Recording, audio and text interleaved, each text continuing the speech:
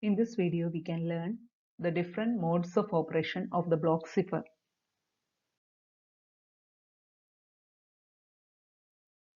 Introduction.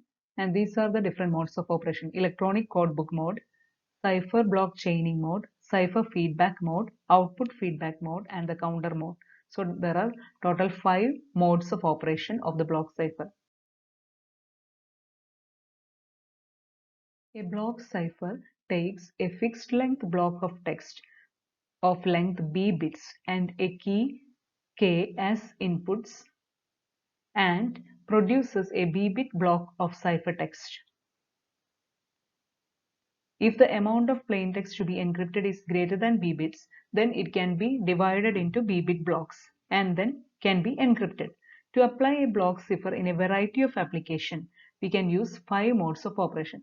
So what is meant by mode of operation? It is a technique for enhancing the effect of a cryptographic algorithm or adapting a cryptographic algorithm according to the requirements of an application.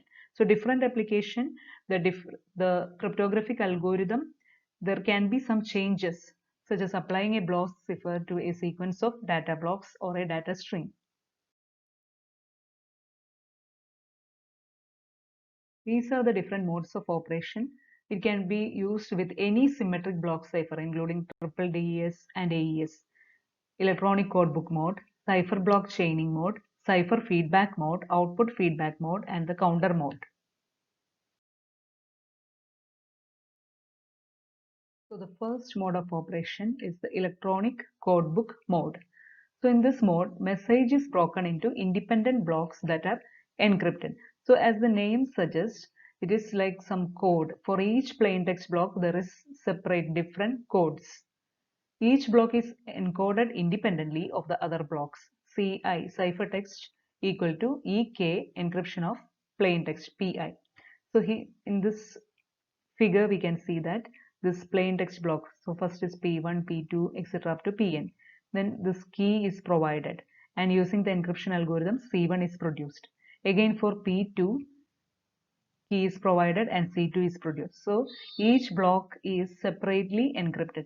So one of the advantages for this is this can be done parallelly, but there is a disadvantage. If plaintext repeats, for example, P1 and P3 are the same, then ciphertext also becomes same. So this will be easy for a cryptanalyst to understand what is the plaintext. And this is used for secure transmission of single values. So that is about the electronic codebook mode. Next, we can see the cipher block chaining mode. So in this also message is broken into blocks. Each previous cipher block is chained with the current plaintext block. Hence that name. That is, see this figure. The plaintext is given and it is XORed with an initial vector because in the first round we will not have the value from the previous round, ciphertext from the previous round. So an initial vector is used here and then this is encrypted using a key and ciphertext is produced. So this ciphertext is chained to the next round plain text. So that is why it is called cipher block chaining mode. C1 is given here and then with plain text P2 this XOR is done and it is given to the encryption algorithm with the key and it is produced C2. So this one, the ciphertext will be never be the same because this previous round ciphertext is taken to the next round. And the disadvantage is it will be a slow process because the second encryption has to wait the result of the first encryption. So this will be compared to other ones, it will be slow process. Then decryption, we will do the reverse of encryption, that is from C1 then decrypt, then we will be getting the plain text. So this reverse of encryption process will give the decryption plain text back. So here we can see that encryption and decryption is using different algorithm.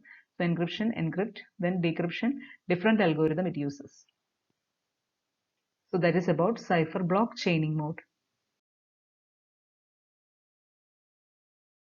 Next is the counter mode, CTR. So in this, it should have a different key and counter value for every plain text block. So again, plain text is divided into different blocks, and see here the encryption part. So in this, a counter value is given to the encryption algorithm, and it is given with the key. So counter value, for example, if it starts from 0000, so the same number of bits as the plain text, the counter also will be having the same number of bits. And this is encrypted using the key, and it is XORed with the plain text and produces the ciphertext. Again, in the next round, this counter is incremented. For example, if previously it was 1, means it will be incremented to 2. And then again, this is encrypted with the key, and the output is XORed with the plain text and produces C2. So each round, the counter value will be different, and also the key is different. And here, the counter mode decryption, we can see that the reverse of the encryption process from here to this, it starts from C1, this plain text, and we are getting the ciphertext as the output. So in this decryption and encryption, it uses the same algorithm. See here, encrypt. The same algorithm is used for decryption also. So that is about the counter mode. Cipher feedback mode, CFB. In this, the message is treated as a stream of bits. So instead of considering it as a block of bits, in this mode, it is treated as a stream of bits. So plain text, here we can see this S bits. S bits of the plain text has to be encrypted to form S bits of ciphertext. For that, again, for the first round, again, we have to use an initial value, initial vector. It is encrypted, which is of B bits length. It is encrypted using a key, and then we will be getting the B bits. Out of this B bits, the first S bits are selected, and that first S bits are XORed with the S bits of the plain text and produces the ciphertext. So here the remaining B minus S bits are discarded. Again, this ciphertext C1 S bits is given to the next round. That is why it is called as cipher feedback round. That is, ciphertext is given to the next round. So next round, in the starting, there will be a shift register of B bits length. In this shift register, it will have the initial vector value. It is shifted to the left. B minus S bits are shifted to the left, and the right side S bits will be filled with the bits of ciphertext from the previous round. And again, this is encrypted using the key, and we'll be having the output of B bits. From that, the first S bits are selected to XOR with the plain text S bits. The remaining B minus S bits are discarded. Then it will produce the ciphertext C2. Again, the process repeats. So here we are using a shift register.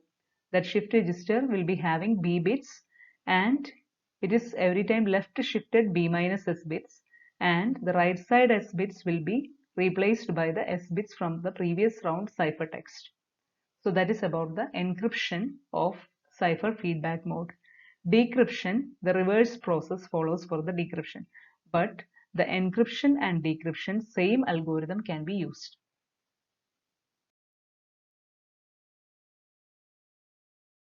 Output feedback mode. In this, message is treated as stream of bits. It is similar to the previous mode, that is cipher feedback mode. Instead of cipher, here output is given as a feedback. That is the difference. So here we can see that the key is encrypted using nonce. Here means used only once. That is, it is similar as the initial vector. Initial vector and key are encrypted, and that output is XORed with the plain text and produces C1. The output of the encryption algorithm is given to the next round, not the ciphertext.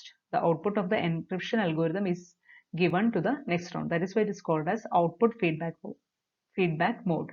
So in this happens in every round.